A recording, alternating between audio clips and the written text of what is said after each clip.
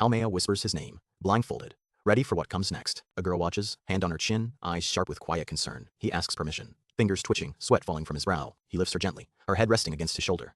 Let's dive into Fire Force 21 through 304. Subscribe for more recaps. Hand grips her arm, steady as if anchoring her to him. He holds her up, facing a towering figure, eyes wide with shock. He grins, telling her they're reborn. She protests, squirming in his grip. They stand before a giant, shadowy figure, small and vulnerable. He vows she'll be glad she was born into this world of death. He tells her to trust him. She calls him Shinra Banshu Man. A voice asks where the remaining despair will go, echoing in silence. They stand beneath a massive dark figure, surrounded by falling symbols. Three swirling eyes stare down at them from the darkness above. They run, side by side, to a storm of black streaks. Three giant eyes loom over them, watching their every step. He looks ahead, sweat on his face. She grips his back, eyes wide. A monster lunges, screaming.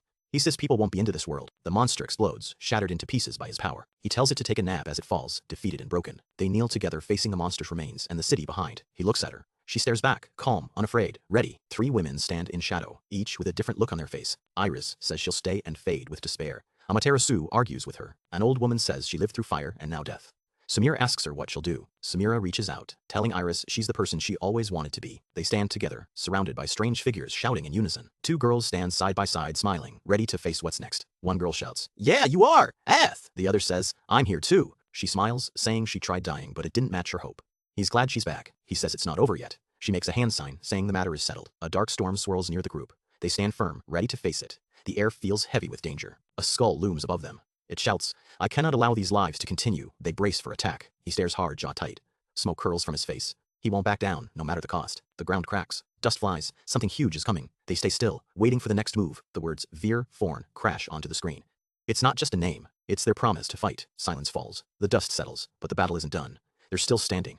Still ready. A giant skull god rises over the city. The final chapter begins. What power could stop this? A man shouts to stand back. A girl looks scared. They just came back to life. What now? A horned man smiles. He says a god was needed. The girl screams, "Brother, what does he mean?" The girl stares at the skull. The horned man explains, "People made up gods. This one rules death." The skull god speaks. "That is the right attitude, now die." The horned man says they're ready. The girl yells, "Seriously?" The horned man stands calm. Two small figures look on. What will they do? The horned man vanishes in a puff. Poof! He reappears behind the skull god. He's moving fast. A demon runs past two kids. The girl looks scared. The demon flies away. They are in danger. The girl whispers, "Only 5 pillars are here, but there are 7 powers. Something is wrong." The skull god speaks from space. One power is not on this planet. He planned to collect all 8. A man feels something leave him. He asks, "Benny?" His friend looks worried. "What left him?" The girl cries, "Inca, did you predict that?" A snap sound. She makes a peace sign. "What was that?" The man checks his hand. His ignition powers are gone. The girl hears no thoughts. They are weak. The planet spins in space. A voice shouts, "Spontaneous human combustion doesn't exist anymore." The skull god thanks his lord. He says it's his cue to show himself. Who is he calling lord? The boy hugs the girl. He smiles. She looks up at him. He is trying to stay strong for her. The skull god says, "Good work, boys." The girl says, "No, it is not bad, brother." She is calm. The skull god says the world is different. "It shouldn't matter what a person looks like, right?" The girl asks, "You're Shinra-kun's mother?" The skull god grins. He says, "Yes, that's right." The boy yells, "Shinra, 2 girlfriends?" He is shocked. The girl hides behind the skull god. The boy shouts, "It's fine, mother." He says Shinra can have 2 or 3 girlfriends. He is happy. The boy grins wide. His teeth look sharp. He is smiling. The girl looks at him. He is changed. The boy says, "No, mom, I'm not." He grins. He throws a punch. The girl watches. He is strong. The boy says, "Let's go find the rest of Company 8. He looks determined. He will not stop." The girl says, "Good idea." She smiles. The skull god stands behind her. They will leave together. A dragon flies over the city. A voice says they rebuilt the world from the ground up. It is new. A sea monster swims. A fluffy creature plays in the grass. The world is full of life again. The boy lies on cracked ground. He says, "So you have a place to come back to." He is tired. The planet spins. A figure floats in space. He looks at Earth. He is far away. He is alone. The boy says, "I'll be waiting for you at home, best bud." He smiles. The girl smiles back. They are friends. The team stands proud by their truck. They wear fire gear. They are ready. They are not alone anymore. The boy walks with new friends. They walk side by side. He looks ahead. He is no longer lost. He shouts loud. His voice shakes. He salutes hard. He says he saved the world. He means it. They hug him tight. They laugh loud. He laughs too. He is part of them now. He belongs. She looks at him. He looks at her. They do not speak. They do not need to. They understand. He closes his eyes. He smiles wide.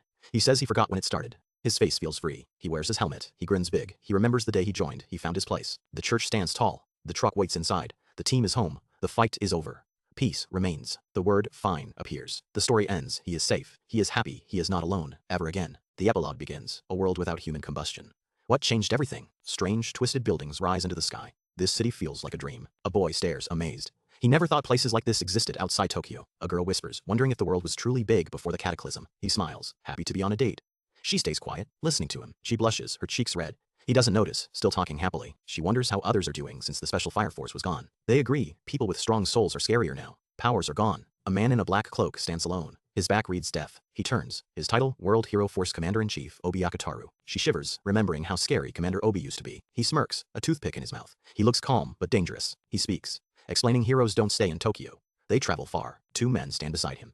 They are high-ranking heroes, ready for duty. A young man holds a device, calling out to Commander Obi. They wait. They face the horizon. One asks where Shinra's team went. No answer. Two men hug goodbye. One leaves smiling. The other watches him go. One asks if he's really leaving. The other confirms, calm and sure. He shouts, fists raised. He's off to master martial arts across the world. A boy yells, asking if his friend wants to come. The friend refuses. She walks into a quiet bar. Empty chairs line the counter. She's alone. Two women talk. One asks if Shinra's gone again. The other nods. One says, he's a hero who saved the world. The other smiles, sipping tea. One says, Shinra is her favorite. The other laughs, calling it twisted. They sit, backs turned. One says romance is for fools these days. She sighs, frustrated. She wonders if Shinra is different from the rest. Shinra crouches, ready. He says a giant monster waits on the other side. His friend frowns. He says a serpent over 100 meters long is coming. They look at the mountain. One says they should find them. They're lost. Birds fly over the rocky land. Silence falls. Something is coming. A girl in black cloak stands firm. A small creature flies near her. She does not flinch. Her cloak flutters. A tear rolls down her cheek. She stays still, eyes locked ahead. She asks the creature, finished your thing? It floats above rocks, watching her. She smirks. Yes, I was only saying hello. Her voice calm, eyes sharp and cold. Three boys argue. One says, someone might die. Another calls it exciting. Tension rises. The creature speaks. From the look of it, death follows you. Boy grins, unafraid. The spiky-haired boy frowns. So obnoxious. He wipes sweat. He's not ready for this. They face the smoking mountain. I bet it's coiled up past those peaks, one says. One boy nods. Let's get this over with. Another adds, or Maki-san's dad will kill us. The spiky-haired boy glares. Are people too quick to pair up around here? He's annoyed. A boot steps forward, heavy, slow, the ground shakes. Someone powerful has arrived. The boys turn. One grabs another's shoulder. Look who's talking. They're shocked. The three stand together. Eyes wide, the girl in black watches them. No words spoken. A witch in hat smiles. I was starting to worry. She knew they'd come. She waited. She spreads her arms. I want you to never stop chasing me. The boy stares, stunned. The screen fades. Dust swirls. Silence returns. Something big is about to happen. The words for foreign crash onto the screen.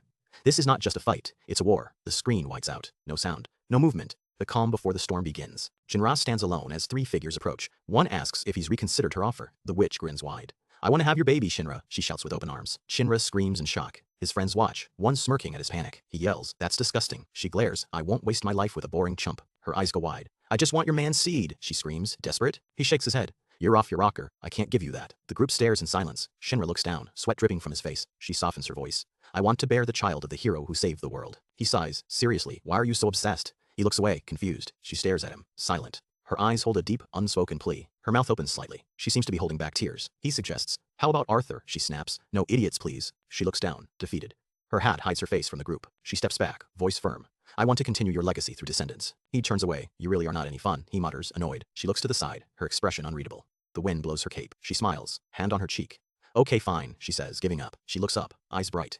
This is a great world you recreated, Shinra. He stands still, his back to her. His expression is calm, unreadable. A moon laughs loudly. Below, two girls laugh together in a clothing store. A man with horns and a witch in a hat look on. Two students talk on the phone. A man with a wild face stands between two girls. Money flies around them. A sun laughs above a couple walking. Leaves fall gently around them. The sun laughs over a grand cathedral. A number 8 floats beside it. A man in a death jacket walks down the hall. Tex names him Supreme Leader. He meets another man. President Obi called to offer congratulations, the man says. The leader smiles. It's finally happening. Your children are joining the force. He looks out a window. Being a hero doesn't stop you from being anxious for your kids. Two figures in death jackets stand before a large door. One holds a sword. Two young faces look ahead, side by side. One wears an earring, calm and ready. He smiles. If you live strong without regrets, death is no big deal. Life's a gift, enjoy it like idiots. In the far future, a lone figure walks. A ghostly voice says, that's how we burn our souls brightest. A tall shadow greets a small child. Hello, kid. The shadow knows Hell model himself after the boy who saved the world. The boy clenches his fist. Sweat drips. He's ready to fight. His star tattoo glows with resolve. He grits his teeth, eyes sharp. He's not scared, he's angry. He won't back down, not now, not ever. A hand turns a page. The book shows burning cities. The past is gone, but the story lives on. Two children sit on a couch, backs to us. They stare at the fireplace, quiet, still, waiting. A woman reads to two kids. He created a world that would never give in to despair. They listen close. The little girl's eyes widen. She's surprised, maybe scared, maybe amazed. She doesn't look away. The author shouts, Fire Force has reached its conclusion. Readers thank him. Death is just a story we imagine. He waves goodbye. I hope Fire Force makes good use of your imaginations. He's done. The shop is closed. Atsushi and Okubo thank you. This is the final volume. They didn't give up. Neither did you. A fiery soldier stands tall. His rank, second-class fire soldier. He's strong. He's ready. He's not alone. The new god didn't pick his number by chance. In Japanese, 42 means die, 564 means kill. It's no accident.